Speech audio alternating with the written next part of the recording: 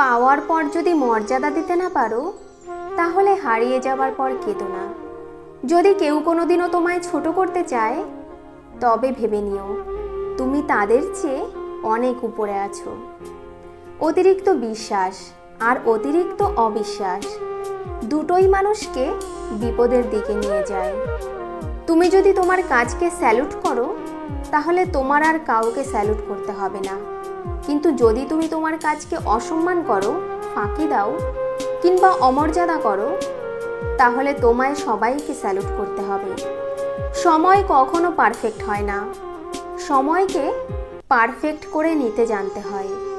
আর যারা করতে পারে তারাই সবসময় হাসি মুখে বাঁচতে পারে।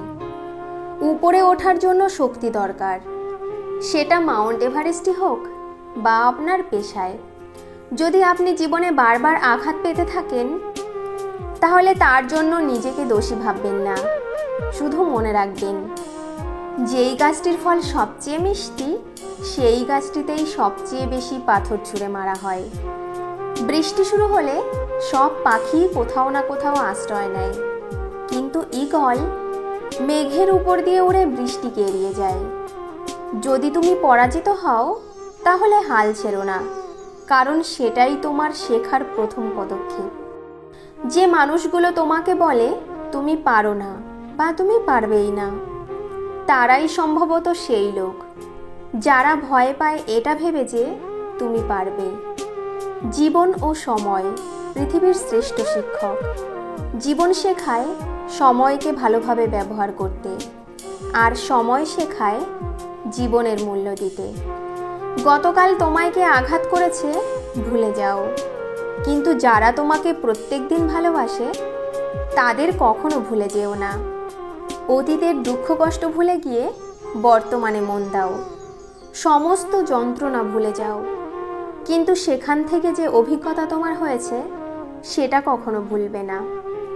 মানুষের জীবনে প্রতিবন্ধকতা থাকা দরকার। বাধা না থাকলে সফলতা উপভোগ করা যায় না। প্রতিদিন সকালবেলা এই 5টি কথা নিজেকে বলবে। আমি সেরা, আমি নিশ্চয়ই পারবো, সৃষ্টিকর্তা সর্বদা আমার সঙ্গে আছেন, আমি জয়ী, আজকের দিনটা শুধু আমার। যতক্ষণ না একজন ব্যর্থতার স্বাদ অনুভব করছেন, ততক্ষণ তার মধ্যে সফল হওয়ার অদম্য ইচ্ছা থাকবে না। নির্দিষ্ট লক্ষ্য, ক্রমাগত জ্ঞান অর্জন করা, কঠোর পরিশ্রম আর হার না মানা মনোভাব, এই 4টি জিনিস মেনে চললে যে কোনো কিছুকেই লাভ করা যেতে পারে। জীবন একটি কঠিন খেলা। এই খেলায় জয় তখনই সম্ভব যখন তুমি ব্যক্তি হিসেবে জন্মগতভাবে পাওয়া অধিকারকে ধারণ করবে। আমি এই কথাটি স্বীকার করতে প্রস্তুত ছিলাম যে আমি কিছু জিনিসকে কখনোই বদলাতে পারবো না।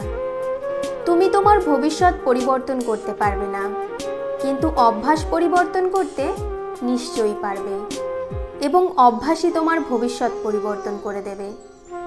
আমি সুদর্শন নই, কিন্তু আমি আমার হাত তার জন্য বাড়িয়ে দিতে পারি যার সত্যি সাহায্যের প্রয়োজন। বন্ধুরা, আজ এই পর্যন্তই। ভিডিওটি ভালো লাগলে একটি লাইক করে আমাদের পাশে থাকবেন, কারণ আপনাদের একটি লাইক আমাদের পরবর্তী ভিডিও বানাতে উৎসাহ যোগায়।